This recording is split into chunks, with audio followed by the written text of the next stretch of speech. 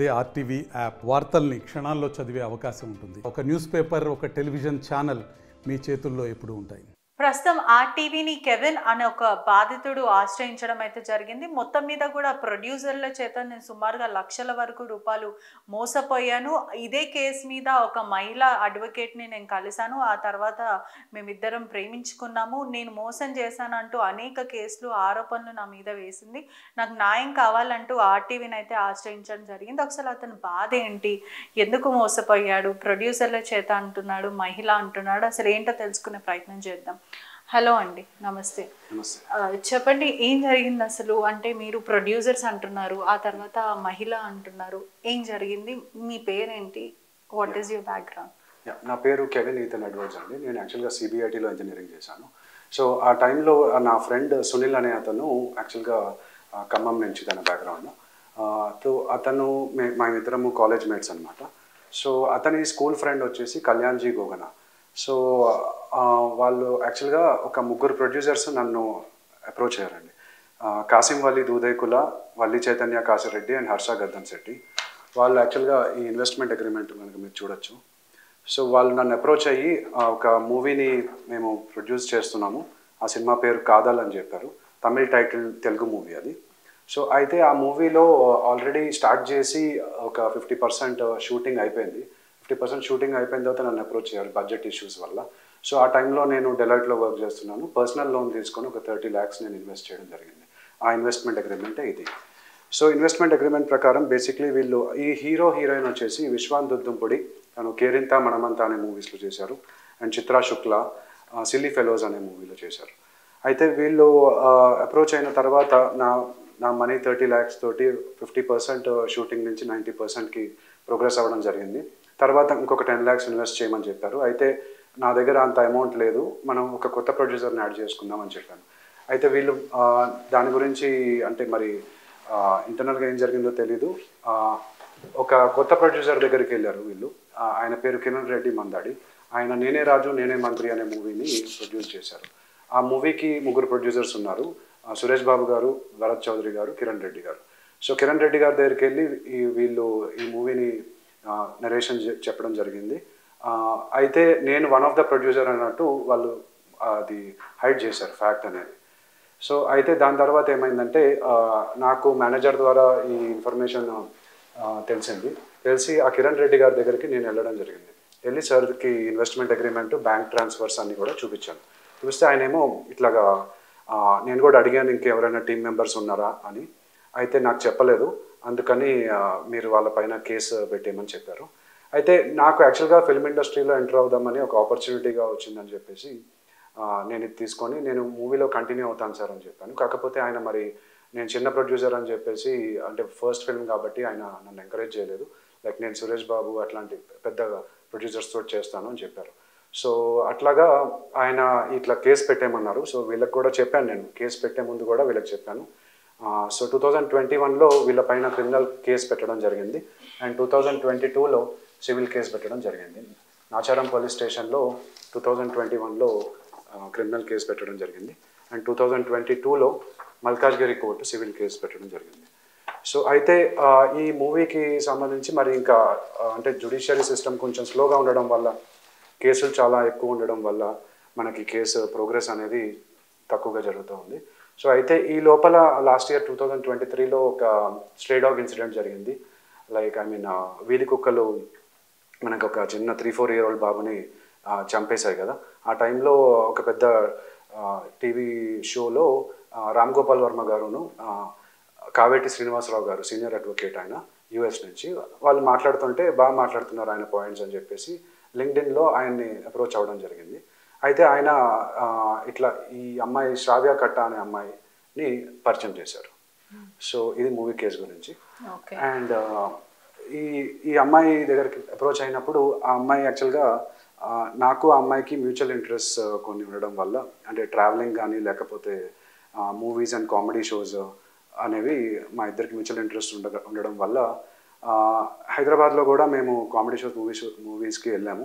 దాని తర్వాత మేమిద్దరము, ఆ అమ్మాయి కొచ్చి వెళ్తున్నాను ఒక కేసు పని మీద అని చెప్పేసి నాకు పంపించింది డీటెయిల్స్. సో నేను యాక్చువల్గా ఆ అమ్మాయికి ఆ అమ్మాయితో కలిసి నేను కోచికి వెళ్ళాను యాక్చువల్గా ఫ్లైట్లో, సేమ్ ఫ్లైట్లో వెళ్ళాము, సేమ్ హోటల్లో దిగాము, బట్ 2 డిఫరెంట్ రూమ్స్లో ఉన్నాం ఇనిషియల్గా. తర్వాత ఆ ఫ్రెండ్షిప్ అనేది లవ్గా డెవలప్ అయింది. సో మేము ఇద్దరం కూడా 5 స్టార్ ప్రాపర్టీస్లో ఉన్నాము. CGH అని ఒక ప్రాపర్టీ ఉంది. సో ఇది చూస్తే కనుక ఫోటో మీరు, CGH బ్రంటన్ బోట్ యార్డ్ అని కొచ్చిలో ఉంది. ఆ రోజు దిగిన ఫోటో ఇది. సో అట్లాగే CGH కసినో హోటల్ అని చెప్పేసి అక్కడ దిగిన ఫోటో ఇది. తర్వాత మేము ఇక్కడ ఈ బుకింగ్ వౌచర్స్ కూడా మీరు చూడొచ్చు మేక్ మై ట్రిప్ ద్వారా. ఫస్ట్ ఇనిషియల్గా రాడిసన్ బ్లూ కొచ్చిలో ఉన్నాము ఫస్ట్ 2 days. ఇప్పుడు మీరు చూస్తే 1 అడల్ట్ అని మాత్రమే ఉంది చూడండి, సింగిల్ రూమ్లో ఉన్నాను. దాని తర్వాత మేమిద్దరం కూడా కలిసి ఉండడం జరిగింది. ఇక్కడ చూస్తే ఇందాక మీకు చూపించిన CGH బ్రంటన్ బోట్ యార్డ్ అనేది 2 adults అని ఉంది చూడండి, శ్రావ్య అని చెప్పి ఉన్నది. సో అట్లాగా 2 days ఉందాం అనుకున్న ట్రిప్ కాస్త 1 week ఎక్స్టెండ్ అయింది. సో ఫ్రెండ్షిప్ అనేది లవ్గా డెవలప్ అయింది. అయితే ఈ అమ్మాయి నా పైన ఇట్లా, అంటే ఆ అమ్మాయికి అక్కడ పెట్టిన ఖర్చు కూడా నేను ఇక్కడ చూస్తే మీకు రాడిసన్ బ్లూలో ఇన్వాయిస్ ఇది, ఆ ఇన్వాయిస్ కాపీలో కూడా మీకు చూస్తే 10,465 అని ఉంది చూడండి బిల్ అమౌంట్. ఆ బిల్ది నేను నా క్రెడిట్ కార్డ్ ద్వారా పే చేయడం జరిగింది. సో యాక్చువల్గా అనుకున్నది ఏంటంటే ఆ మూవీ కేసుకి ఏదైతే నేను ఇందాక మాట్లాడానో ఆ మూవీ కేసుకి సంబంధించి 2 lakhs లీగల్ ఫీజు అడిగింది. ఆ 2 lakhs లీగల్ ఫీజుకి నేను సాఫ్ట్వేర్ ఎంప్లాయీ కాబట్టి నా దగ్గర అంత సేవింగ్స్ లేవు, క్రెడిట్ కార్డ్ ద్వారా పే చేస్తానంటే సరే అని చెప్పింది. ఆ క్రెడిట్ కార్డ్ ద్వారా నేను పే చేయడం జరిగింది. సో అయితే అక్కడ మళ్ళీ మేము రిటర్న్ వచ్చిన తర్వాత కూడా నేను కొచ్చిలో నాకు ఇష్టమైన ఒక షర్ట్ కూడా, నచ్చిన షర్ట్ కూడా ఆ అమ్మాయి నాకు బర్త్డే గిఫ్ట్గా తెచ్చింది. యాక్చువల్గా కొచ్చిలో నచ్చిన షర్ట్ చూడండి. ఇట్లాంటి సీ త్రూ షర్ట్స్ డెఫినెట్గా ఏ అడ్వకేట్ కూడా ఏ క్లయింట్కి ఇవ్వరు కదా. సో అట్లాగే అంటే ప్రధానంగా ఇప్పుడు మీరు చెప్తున్నట్టు నిజంగానే ప్రేమ ఉందనుకుందాం, ఓకే మీరు వెళ్ళింది కేసు పరంగా, ఇప్పుడు ఈ ఫొటోస్ అని చూస్తే కూడా చాలా సన్నిహితంగా కనిపిస్తున్నాయి, అంటే ఇద్దరి మధ్యలో ప్రేమ ఉంది అని క్లారిటీగా కనిపిస్తుంది మనకి. సో ఈ ప్రేమ ఉన్నాక కూడా తను ఎందుకు కేసు పెట్టాల్సి వచ్చింది? అంటే ఆల్మోస్ట్ నా కేసులు ఇక్కడ చూస్తున్నట్టయితే ఎఫ్ఐఆర్ కాపీ ఒకసారి చూపిస్తాను. యా, సో ఎఫ్ఐఆర్ కాపీ యాక్చువల్గా జరిగింది ఏంటంటే అండి, తను ఒక సైంటిస్ట్, ఒక అతను, అమ్మాయి హిందూ క్యాస్ట్, హిందూ రిలీజన్, తన వైశ్య క్యాస్ట్కి సంబంధించిన అమ్మాయి, నేను క్రిస్టియన్, OC అన్రిజర్వ్డ్ క్రిస్టియన్. అయితే ఈ అమ్మాయి నన్ను వదిలించుకుందామని చెప్పి మాత్రం షీ టీమ్స్కి కంప్లైంట్ చేయడం జరిగింది జనవరిలో. నేను January 7th యాక్చువల్గా జిమ్కి వెళ్ళాను, మీకు జిమ్ ఫోటో కూడా చూపెడతాను. సో జిమ్ నాకు యాక్చువల్గా కల్ట్ ఎలీట్ మెంబర్షిప్ ఉంది. కల్ట్ ఎలీట్ మెంబర్షిప్ అంటే హైదరాబాద్లో ఎనీ జిమ్కి వెళ్ళొచ్చు. సో ఇక్కడ చూస్తే ఆ అమ్మాయి కోసం నేను ఏమీ మెంబర్షిప్ తీసుకోలేదు. ఇక్కడ చూడండి 22 February 2023 నేను ఈ మెంబర్షిప్ తీసుకోవడం జరిగింది. ఈ మంత్ వరకు ఉంది, 16th October. మేమిద్దరం జిమ్లో కూడా వర్కౌట్ చేసిన పిక్చర్ ఇది చూడండి, కల్ట్ జిమ్లో ఇది వర్కౌట్ చేసినట్టు. సో ఆమె ఎట్లా చేసిందంటే, నేను ఆమె కోసం జిమ్కి వచ్చానని చెప్పేసి అదొక స్టాకింగ్ ఇన్సిడెంట్గా పోర్ట్రే చేసి 100కి కాల్ చేసి ఆ రోజు ఇమీడియట్గా షీ టీమ్స్ నుంచి 4 పోలీసు వాళ్ళు వచ్చారు. వచ్చి ఇలా టేబుల్ మీద ఉన్న గ్యాడ్జెట్స్ అన్నీ కూడా, నా Apple MacBook, HP EliteBook, Samsung phone, iPhone 14 Pro Max, hard disk, ఇవన్నీ కూడా సీజ్ చేశారు. యాక్చువల్గా సుప్రీంకోర్టు గైడ్లైన్స్ ప్రకారము అట్లా సీజ్ చేయడానికి లేదు. పోలీస్ వాళ్ళు ఒక ఫోరెన్సిక్ ల్యాబొరేటరీ నుంచి ఒక పర్సన్ని తీసుకురావాలి, అది హ్యాష్ వాల్యూ అనేది జనరేట్ చేయాలి, చేసి దాన్ని ఒక రేడియేషన్ తగలకుండా కూడా ఒక కవర్లో పెట్టాలి. అట్లాంటివేమీ చేయకుండా డైరెక్ట్గా సీజ్ చేసేసి, అంటే పోలీస్ అబ్యూజ్ ఇది యాక్చువల్గా. ఇన్ఫ్యాక్ట్ వాళ్ళ మీద నేను హ్యూమన్ రైట్స్ కమిషన్కి కూడా కంప్లైంట్ ఇవ్వచ్చు. అయితే ఇట్లా చేసి వాళ్ళు ఏం చేశారంటే నన్ను అరెస్ట్ చేసి అక్కడికి తీసుకెళ్ళి షీ టీమ్స్ పోలీస్కి. షీ టీమ్స్ ACP మేడం కూడా యాక్చువల్గా కరెక్ట్గా ఇన్వెస్టిగేషన్ చేయలేదు. ఇవన్నీ చూపించడానికి కూడా నాకు ఛాన్స్ ఇవ్వలేదు. She treated me as a criminal అనమాట. నేను సాఫ్ట్వేర్ ఎంప్లాయీని, నన్ను అట్లా ఒక 4 PM నన్ను అరెస్ట్ చేశారు. నైట్ 11 PM వరకు కూడా అక్కడ పోలీస్ స్టేషన్లోనే ఉంచారు. ఉంచి మేడం నేను యాక్చువల్గా ఫైట్ చేస్తానని చెప్పాను, ఎందుకంటే I didn't do any wrong. So నాకు డెఫినెట్గా తెలిసి ఇది ఓపెన్ షాట్ కేసు, నా దగ్గర ఉన్న ప్రూఫ్స్ తోటి డెఫినెట్గా నేను కేసు విన్ అవుతానని తెలుసు. సో అయితే ఆవిడేమన్నారంటే, ఆవిడకి ఒక ఫోటో చూపించింది ఈమె శ్రావ్య, బట్ ఏం ఫోటో చూపించిందో తెలియదు. చూపించి మేడం ఇది మార్ఫ్ చేశాడు చూడండి మేడం అని చెప్పి. అయితే ఆ మేడం కూడా ఆ ఫోటో చూసి లైక్ ఇన్ఫర్మేషన్ బటన్ క్లిక్ చేస్తే ఆ ఫోటో ఎక్కడ తీశారు, ఎప్పుడు తీశారు అనేది తెలుస్తుంది. అది చూడకుండా సీజ్ ద గ్యాడ్జెట్స్ అని చెప్పేసి చికటపల్లి PSకి రిఫర్ చేశారు. అయితే చికటపల్లి పోలీస్ స్టేషన్లో ఇది మనకి చికటపల్లి పోలీస్ స్టేషన్లో 10th January నేను ఇప్పుడు కంప్లైంట్ కాపీ చూస్తుంటే కూడా ఆల్మోస్ట్ ఇక్కడ 354D 500 509 IPC కింద ఇదంతా కూడా స్టాకింగ్, డీఫేమింగ్, హరాస్మెంట్, మాఫింగ్, థ్రెటనింగ్, ఆ తర్వాత డాక్యుమెంట్స్ అన్ని కూడా, వీడియోస్ ఇవన్నీ కూడా మాఫ్ చేయడం అని అంటారు. ఇక్కడ చూస్తున్నారు కదా, ఇవన్నీ మార్ఫ్ చేసినట్టు ఉన్నాయో చెప్పండి. కానీ పూర్తిగా ఒకసారి తన కంప్లైంట్ కాపీ చూస్తుంటే కూడా మీరు అనేక సార్లు వేధింపులకి గురి చేశారు, సెక్షువల్ బెనిఫిట్స్ కోసం తనని అడిగారు అంటూ, అంటే తను ఇచ్చిన కంప్లైంట్ మేరకు నేను మాట్లాడుతున్నాను. ఇక్కడ చూస్తున్నట్టయితే కూడా రిలేషన్షిప్లో ఫస్ట్ మొదట ఫ్రెండ్గా ఉండమని మీరు అనేక సార్లు మెసేజ్లు చేశారు. ఆ తర్వాత నేను ఉండలేను, eventually I started talking to him. ఆ తర్వాత సెక్షువల్ రిలేషన్షిప్లో ఉండాలి అంటూ నన్ను ఫోర్స్ చేస్తే మేమిద్దరం కలిసి ఉన్నాము. ఆ తర్వాత అనేక సార్లు మీరు తనకి చెప్పారు, మీరు ఒక పోర్న్ స్టార్ అవ్వాలి అనుకుంటున్నాను అని తను చెప్తుంది ఇక్కడ. మరి మీకు ఆ ఉద్దేశం ఉందా?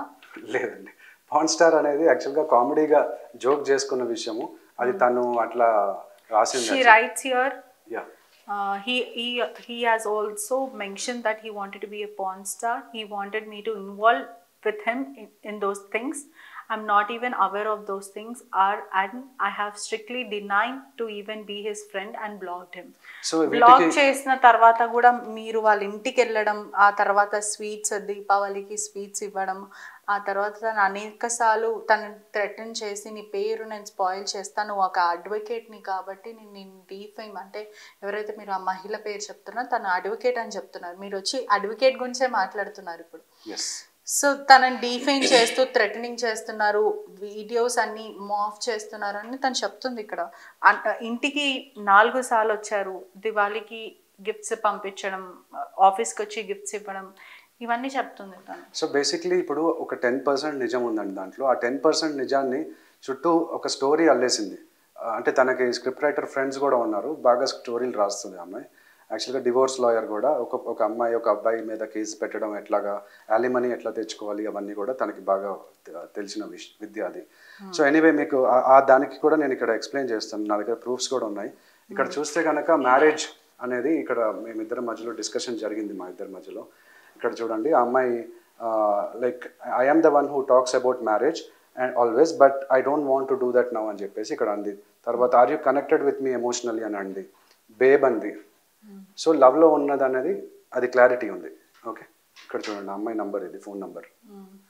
సో అయితే ఇప్పుడు మీరు అడిగిన క్వశ్చన్ పాన్ స్టార్ తర్వాత ఈ హెచ్ఐవి అని చెప్పేసి ఇందాక అడిగినారు, అవేమీ కూడా యాక్చువల్గా ఇప్పుడు చూస్తే ఈ హెచ్ఐవి రిపోర్ట్ కూడా చూడండి మీరు.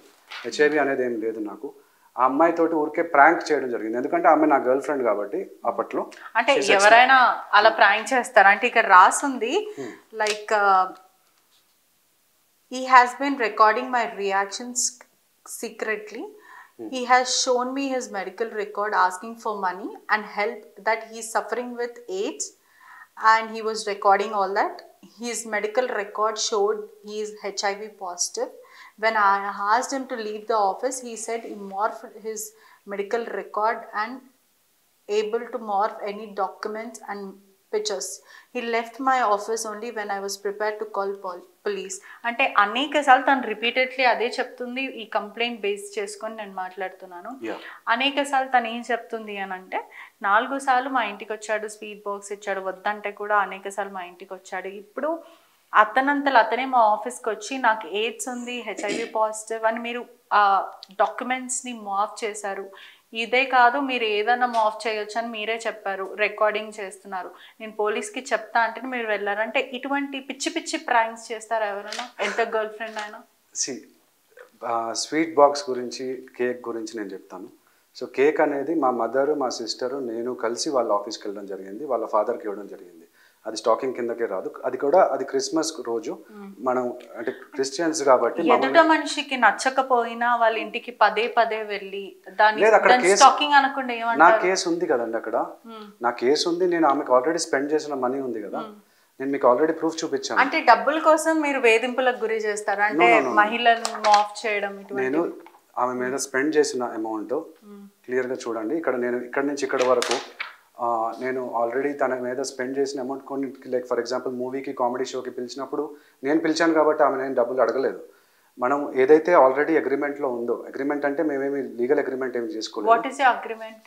No, we went to Kochi and తనకి ఇవ్వాల్సిన 2 lakhs లీగల్ ఫీజు నేను డైరెక్ట్గా ఇవ్వలేక, నా దగ్గర అంత సేవింగ్స్ లేక క్రెడిట్ కార్డ్ ద్వారా పే చేయడం జరిగింది. ఇక్కడ చూస్తే కనుక ఈ మనీ మాత్రం మనం 50-50 అనుకున్నాం కదా, ఆ మనీ మాత్రం ఇవ్వు అని అడిగాను నేను అంతే. అంటే మీరు ఎలా మాట్లాడుతున్నారు తెలుసా, అబ్బాయిలకి అవసరం ఉంటే ఖర్చు పెడతారు, ఆ తర్వాత డబ్బులు తిరిగి అడుగుతారు అన్న టర్మ్స్ లో మాట్లాడతారు. ఎందుకంటే ఇంత సన్నిహితంగా ఉన్నారు మీరు, ₹1,00,000 అంటున్నారు అంటే ఎవ్రీ పెన్నీ ఈజ్ ఇంపార్టెంట్. నేను యాక్సెప్ట్ చేస్తాను, ₹5 ఇంపార్టెంటే. కానీ అమ్మాయికి ఖర్చు పెట్టి, ఇప్పుడు తనకి పెళ్ళైందా? తనకి ఒకసారి మ్యారేజ్ అయింది, డివోర్స్ అయిపోయింది. ఓకే, అంటే పెళ్ళైంది, డివోర్స్ అయిందని మీరు చెప్తున్నారు. కానీ నాకు ముందే తెలుసు పెళ్ళైన మహిళని ఇబ్బంది పెట్టడం ఎక్కడి వరకు కరెక్ట్? అంటే మీరు ఇక్కడ చాలా సన్నిహితంగా కనిపిస్తున్నారు. ఒక్కొక్కసారి అబ్బాయిలు ప్రేమించుకున్నప్పుడు వాళ్ళు ప్రేమలో ఉన్న టైంలో అడగరు, అంటే ఖర్చు పెడితే సుమారుగా చాలా మటుకు వాల్యుబుల్ థింగ్స్ ఇన్ యూజువల్ గా బండో, ఇంటికి సంబంధించిన రింగో, లేదంటే టీవీ, ఇటువంటివి ఎలక్ట్రానిక్ గ్యాడ్జెట్స్ ఇప్పిస్తే మొబైల్ ఫోన్స్ అడుగుతారు. కానీ మీరు రూమ్ చెక్అవుట్స్ కి కూడా అడుగుతున్నారు. అంటే ఇక్కడ చూడొచ్చు మనం, CGH మరీనా బీచ్ వాళ్ళు చెకింగ్ అవుట్ సుమారుగా ₹4,180. Okay, at Casino Air Caterings 10,849. Okay, దాని తర్వాత రెస్టారెంట్స్ ఉన్నాయి కదా, మూవీ మ్యాడ్ కి, దాని తర్వాత papaya restaurant, movie Shetty mister Polishetty, movie Khushi, dinner at చబిచు, dinner at yellow life, 2 tickets to Anubhav Singh, mister Shetty, miss Polishetty. Okay, but మీరిద్దరు కలిసి తిరిగిన దానికి కూడా మీరు డబ్బులు నేను అక్కడ అడగట్లేదండి. ఇక్కడ చూడండి, ఇక్కడ క్లియర్ గా మీరు చూస్తే నీడ్ నాట్ పే అని ఉంది కదా క్లియర్ గా. ఇక్కడ need not pay as I asked you out అని ఉంది క్లియర్ గా. నేను ఎప్పుడైతే ఆ అమ్మాయిని బయటికి అడిగానో, when I ask a girl out, I don't expect money from her. Actual గా నేను ఒకటి చెప్తాను, ఇప్పుడు ఒక అమ్మాయి ఒక అబ్బాయి పెళ్లి చేసుకున్నాం, ఓకే, ఒక అబ్బాయి ఒక అమ్మాయి పెళ్లి చేసుకుందాం అనుకోండి, ఒక అమ్మాయి కట్నం ఇచ్చింది అనుకోండి, కట్నం ఇచ్చిన తర్వాత మళ్ళీ పెళ్లి చేసుకోండి, కొంతమంది చెప్తున్నాను ఇంతకు ముందు జరిగిన వాటిలో, కట్నం ఇచ్చిన తర్వాత మళ్ళీ రిటర్న్ నీకు పెళ్లి క్యాన్సిల్ అంటే కట్నం రిటర్న్ అడగచ్చా, అడగక్కర్లేదా? ఇక్కడ రివర్స్ లో నాతో ఖర్చు పెట్టించుకొని మళ్ళీ తనే పెట్టమనిందా, మీరు పెట్టారా ప్రేమతో? మేము డిసైడ్ చేసుకునే పెట్టాము. అదే ఇప్పుడు నా శాలరీ ఇప్పుడు చూడండి 3 lakhs per month gross salary, income tax deduction తర్వాత అప్రాక్సిమేట్లీ 2 lakhs వస్తుంది. అయితే ఇక్కడ నేను చాలా మంది కమెంట్స్లో కూడా అడిగారు, అదేంటి ఒక 50,000 కదా ఖర్చు పెట్టింది, నీకు పెద్ద శాలరీ వస్తుంది కదా అన్నారు. అయితే ఇక్కడ మ్యాటర్ అది కాదు యాక్చువల్గా. అక్కడ అమ్మాయి మనం అనుకున్నది తను మోసం చేసింది ఒకటి, రెండోది ఏంటంటే ప్రాస్టిట్యూట్కి పెట్టాను అనుకో అని అంటున్నారు చాలామంది. నేను అమ్మాయిని ప్రాస్టిట్యూట్ లాగా ట్రీట్ చేయలేదు, ఆ అమ్మాయి ప్రాస్టిట్యూట్ కాదు కూడా చేయలేదు. కానీ మీరు ఉన్న ఏదైతే వాల్యుబుల్ టైం ఉందో దాన్ని ఇన్సల్ట్ చేస్తున్నారు. మీకు అది తెలియట్లేదు. ఎందుకు తెలుసా, మీరు ఆల్రెడీ డబ్బులు పెట్టిన తర్వాత మీరు ఎక్స్పెండిచర్ అంటే మీరు సరదాగా ఒకసారి అది ఇవ్వండి ఈ ఫోటో, మీరు సరదాగా ఆ 3 గంటల సేపు హ్యాపీగా సినిమా చూసి, మిస్టర్ పొలి శెట్టి ఏదైతే సినిమా ఉందో ఆ సినిమా చూసి మీరు కలిసి గడిపిన ఆ క్షణంని మీరు పే చేయమంటున్నారు. నేను ఇది పే చేయమనట్లేదండి. ఇక్కడ చూస్తే ఈ అమ్మాయి నాకేం చెప్పిందంటే, శివుడు నా ఫేవరెట్ ఫేవరెట్ గాడ్ అని చెప్పేసి, నువ్వు నా శివుడు, నేను నీ పార్వతి అని చెప్పేసి ఇట్లా దిగింది చూడండి, సగం అని చెప్పేసి. ఓకే, నేను వీటికి అడగట్లేదు. మనం ఏదైతే మనం ఆల్రెడీ డిస్కషన్ చేసుకున్నామో, ఇప్పుడు 5 star ప్రాపర్టీ నేను ఒక్కడనే ఎఫోర్డ్ చేయలేను. ఆ అమ్మాయి చెప్పింది, నేను కూడా పిచ్చింగ్ చేస్తానని చెప్పింది. అక్కడ నాకు ప్రూఫ్స్ కూడా ఉన్నాయి. అంటే ఇవ్వలేదా? నేను ప్రూఫ్స్ కూడా ఇవ్వలేదా మీకు? ఇవ్వలేదు. ఇక్కడ చూడండి, should I Google pay the head phones cost to this number అని చెప్పింది. ఇప్పుడు యాక్చువల్గా ఆ అమ్మాయి సబ్మిట్ చేసిన ఎవిడెన్సెస్ షీటీన్స్కి ఏవైతే ఉన్నాయో అవన్నీ బయటకు రిలీజ్ చేయమని చెప్పండి. చిన్న సిల్లీ థింగ్స్. ఇప్పుడు headphones cost Google Pay చేస్తానని చెప్పింది కదా, నేనేమని చెప్పాను, let's check all the Kerala expenses and you can deduct it in your fees love అని చెప్పాను. ఓకే అని చెప్పింది. గుడ్ మార్నింగ్ లవ్ అని చెప్తే గుడ్ మార్నింగ్ అని చెప్పింది. సో ఇప్పుడు నేను ఇందాక మీకు చూపించిన షర్ట్ కూడా చూడండి, ఆ అమ్మాయి నాకు నా బర్త్డేకి అని చెప్పేసి ఇచ్చింది. Thanks for the gift baby అంటే కిస్ ఇచ్చింది చూడండి, ఎమోజీ, కిస్ ఎమోజీ. సో మొత్తం మీద ఇదంతా లెక్కేస్తే ఒక 50,000 ఉంటుందా? డెఫినెట్గా 50,000 ఉంటుంది. అండ్ ఆల్సో మీకు ఇప్పుడు ఫస్ట్ ఎఫ్ఐఆర్ గురించి చెప్పాలి. జిమ్ లొకేషన్ చూడండి, జిమ్ లొకేషన్ తను పంపించింది. ఓకే, ఆ జిమ్ లొకేషన్ అండ్ ఇంకొక సిల్లీ థింగ్ చెప్తాను. ఇక్కడ స్టావియా కూడా పెట్టింది కదా మీకోసము, స్టావియా స్పెంట్ ఆన్ మీ, స్టావియా spent on boat house, exactly petrol and Hyundai, దాని తర్వాత birthday cake, birthday shirt add చేయమని చెప్పాను. ఇవన్నీ కూడా నేను యాడ్ చేయమని చెప్పాను. ఇప్పుడు కేరళ వెళ్ళినప్పుడు తను కూడా బోట్ హౌస్ కి నాకు స్పెండ్ చేసింది 10,000. ఆ డబ్బులు నువ్వు దాంట్లో డిడక్ట్ చేసుకోమని చెప్పాను. ఇప్పుడు అమికబుల్గా ఎండ్ చేసుకోవాలి రిలేషన్షిప్ అనేది. అమికబుల్గా రిలేషన్షిప్ ఎండ్ చేసుకోకుండా ఆ అమ్మాయి రివర్స్లో కేసు పెట్టడం అనేది ఎంతవరకు కరెక్టో చెప్పండి మీరు. సో మీ ప్రశ్న అయితే ఇది ఒకటి చెప్పాలి. యాక్చువల్గా తనకి జ్వరంగా ఉంది అంటే నేను ఫ్రూట్స్ ఇచ్చానండి ఆ రోజు 11th అక్టోబర్ రోజు. అయితే ఆ అమ్మాయికి ఆప్రికాట్ ఇష్టం లేదన్నట్టుంది. ఆప్రికాట్ ఒకటి తీసుకెళ్ళి టీమ్స్ ఏసీపీ మేడం దగ్గర ఆప్రికాట్ పెట్టి, మేడం ఇష్టం లేకపోయినా కూడా నాకు ఫ్రూట్స్ ఇస్తున్నాడు అని చెప్పి అంది. ఎంత కామెడీ. మీరు చెప్పేది ఎంత సిల్లీగా ఉంది. ఇదిగో చూడండి Kevin, thank you for the books and fruits అని చెప్పింది.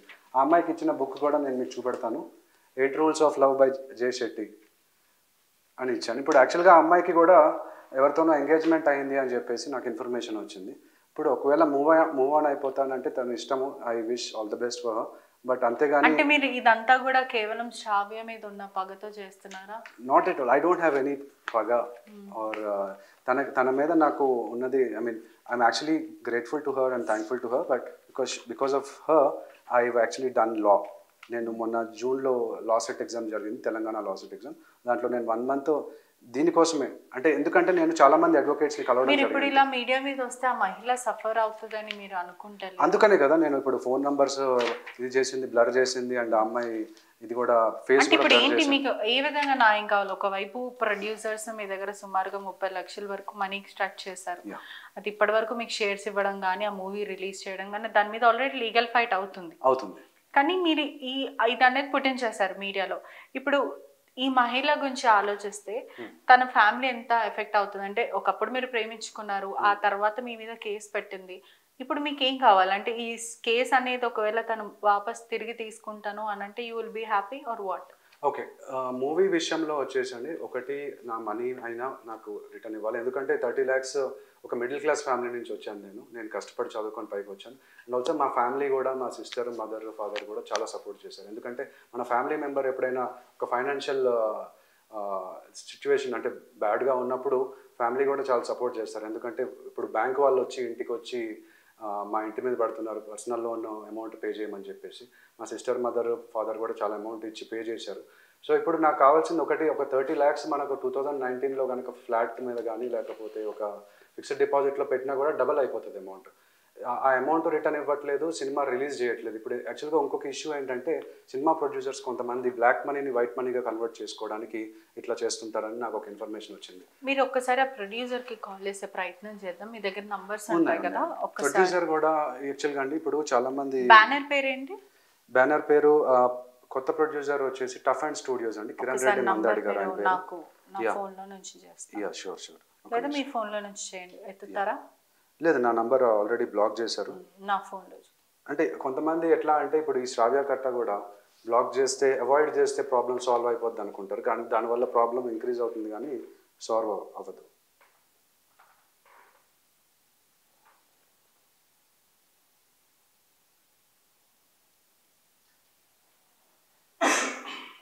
Kiran Reddy Mandadi. He is the producer of new producer of Kadal movie.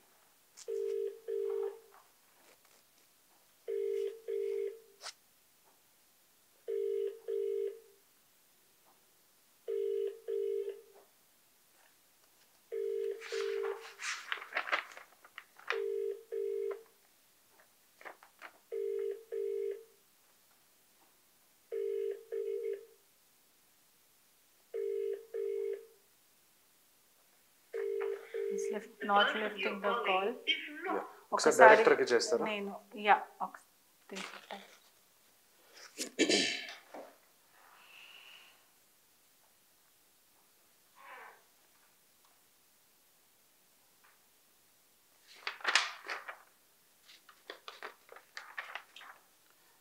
ఎందుకంటే మూవీలో పనిచేసిన వాళ్ళు, డైరెక్టర్ కానీ యాక్టర్స్ కానీ వాళ్ళ కెరియర్ ఇది.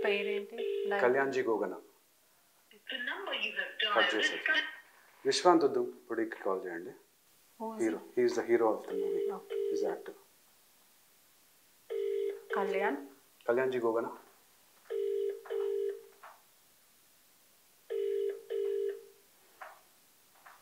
ఎందుకంటే ఎందుకంటే హీరో హీరోయిన్ వాళ్ళు ఎంతో కష్టపడి, టెక్నీషియన్స్ కూడా చాలామంది కష్టపడి ఒక సినిమాలో ఇన్వెస్ట్ చేస్తారు, ఎఫర్ట్ పెడతారు. అలాంటి వాళ్ళు ఇప్పుడు సినిమా రిలీజ్ చేయకపోతే అందరికీ ఎఫెక్ట్ అవుతుంది.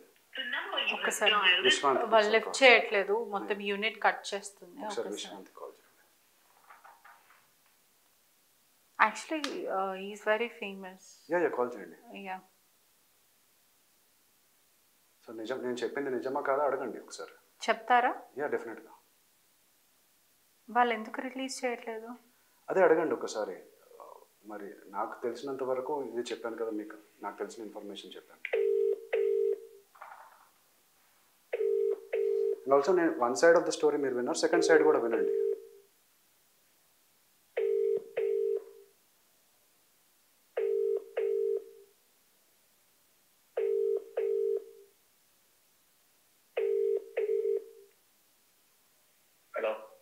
Am I talking to Vishwant? నేను RTV నుంచి క్రైమ్ రిపోర్టర్ని మాట్లాడుతున్నాను. నా పేరు పెట్రిషా. మా దగ్గరికి కెవిన్ అని ఒక వ్యక్తి వచ్చాడు. మీ మూవీ ఒకటి రిలీజ్ అవ్వలేదు, ఆ తర్వాత అతని దగ్గర సుమారుగా 30 లక్షల వరకు ప్రొడ్యూసర్ కింద డబ్బులు తీసుకున్నారు, మళ్ళీ షేర్స్ ఇవ్వడం కానీ మళ్ళీ మనీ రిటర్న్ ఇవ్వడం కానీ ఏది జరగలేదు అంటూ అతను అంటున్నాడు. మీరు ఆ సినిమాలో హీరో కాబట్టి అసలు ఏం జరిగిందని తెలుసుకోవడానికి నేను కాల్ చేశాను.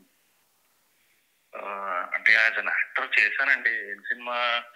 ఐ థింక్ ఇది లాంగ్ బ్యాక్ కాదల్ గురించి. ఓకే. యాజ్ అన్ యాక్టర్ మేము చేసామండి, but we don't know what will happen between the production teams. మాకు last we know there are multiple producers ఉన్నారు ఇనిషియల్ గా, బట్ ఫైనలీ కిరణ్ రెడ్డి గారు కొనుక్కున్నారు. Until that we know, but internally whatever happened between them అనేది mostly వాళ్ళునే ఇంకా director లే చూసుకుంటారు. Because at that time we were it was barely my third film ఆ time కదా. ఆ టైంకి ఇప్పటికీ ఇట్ ఈస్ డిఫరెన్స్ కదండి. Okay, I understand. కెవిన్ అనే వ్యక్తి మిమ్మల్ని వచ్చి కలిసాడా, ఇలా ప్రొడ్యూసర్ లాగా ఇంట్రడ్యూస్ చేయడం కానీ అటువంటివి ఏమైనా జరిగాయా? I met Kevin once అండి, మా సెట్ మీద కలిసాడు ఒకసారి. అంటే ఎవరైనా డైరెక్టర్ ఇంట్రడ్యూస్ చేశాడా ప్రొడ్యూసర్ అని అలా ఏమన్నా? Through the director I met him as Kevin. వాళ్ళు ఏదో ఇన్వెస్ట్ చేసుకుంటున్నారు అన్ని, but apart from that internal details I do not know. Okay. Movie ఎందుకు ఆగిపోయిందంటే ఇప్పటి వరకు రిలీజ్ అవ్వలేదు? Producer should release it and we are also waiting. మా సినిమా మీరు అడిగారా ఇప్పటి వరకు అయినా? ఇన్ని రోజులు అయిపోయింది అంటే ఇది ఎప్పుడు జరిగింది? 2019? It's an old film, 2019. Yeah. We're also waiting. మన సినిమా అది బయటకు వస్తే చాలా బాగుంటది. ఆల్మోస్ట్ 6 ఏళ్ళు అవుతుంది కదా. ఇప్పటి వరకు రిలీజ్ అవ్వలేదు. అట్లా జరుగుతాయి కదండి జనరల్లీ. అలా నా కెరీర్ లో ఈ సినిమా అలా ఆగింది.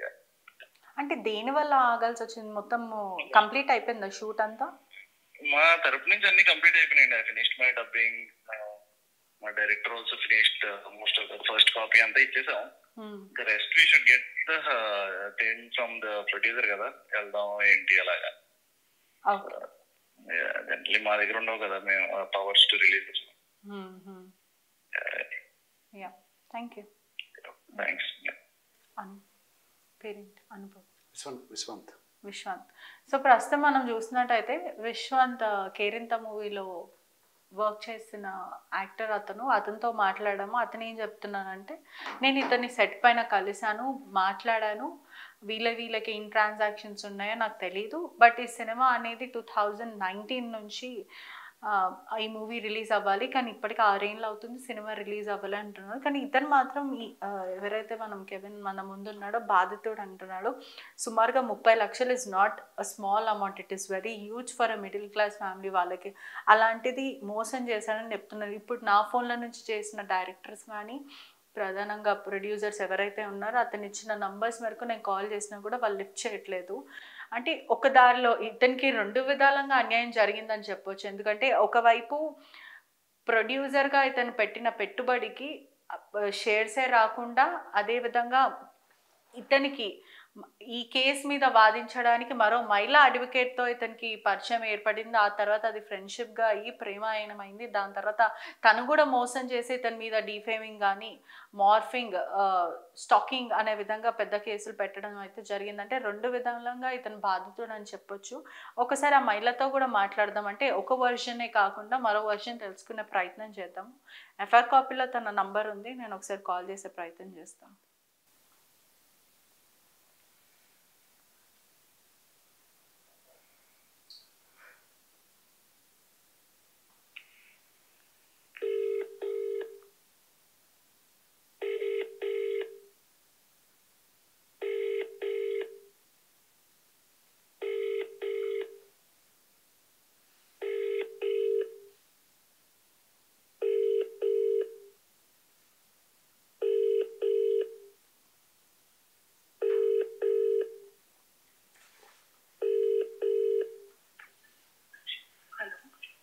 హలో అండి, నా పేరు పెట్రిషా, ఆర్టీవీ క్రైమ్ రిపోర్టర్ని మాట్లాడుతున్నాను.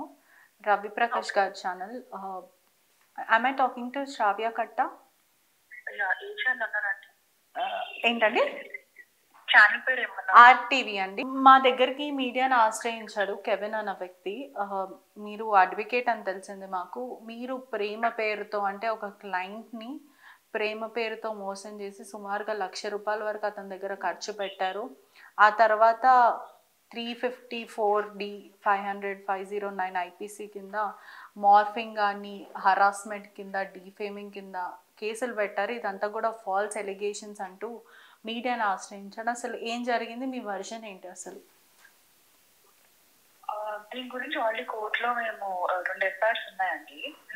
ఏమైతే ఉందో కోర్టులో చూసుకుంటాం. బట్ మీరు ఏమైనా ఫర్దర్ గా దీని గురించి ఛానల్ లో చేస్తే మేము డిఫమేషన్ కేసు వేయాల్సి వస్తుంది. ఆల్రెడీ వేరే ఛానల్స్ పైన డిఫమేషన్ కేసు వేసి పెట్టాము. అండ్ దీని యాక్షన్ కమిషన్ ఓపెన్ దగ్గర తీసుకెళ్తున్నాము. సో స్ట్రిక్ట్ యాక్షన్ అయితే ఉంటుంది.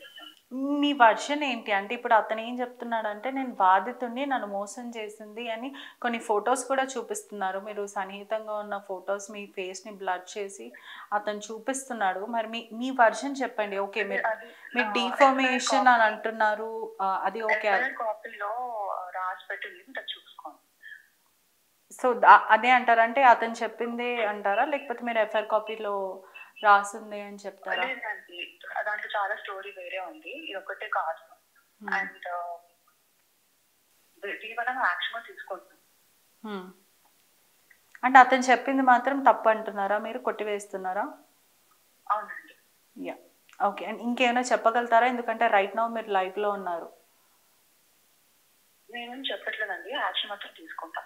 Defamation action even video chance కూడా తీసుకుంటాము. బికాస్ మీకేం తెలియక డైరెక్ట్ గా మీరు టెలికాస్ట్ చేస్తున్నారు.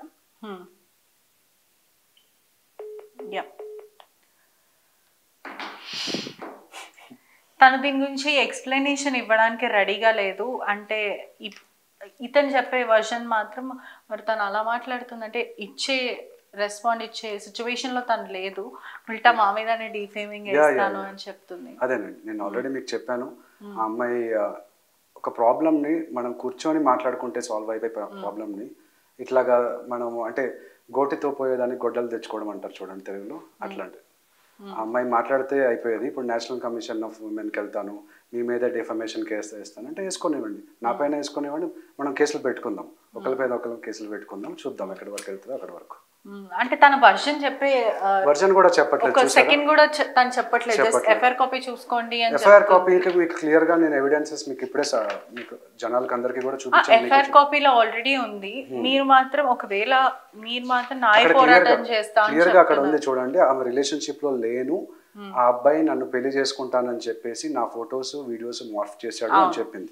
నేను ప్రూఫ్స్ చూపించాను. ఇప్పుడు అంటే ఇక్కడ చూసుకుంటున్నట్టయితే ఎటువంటి నాకు సంబంధం లేదు అన్నట్టు ఈ ఎఫ్ఐఆర్ కాపీలో కనిపిస్తుంది. అంటే we are not in physical relationship or any relationship.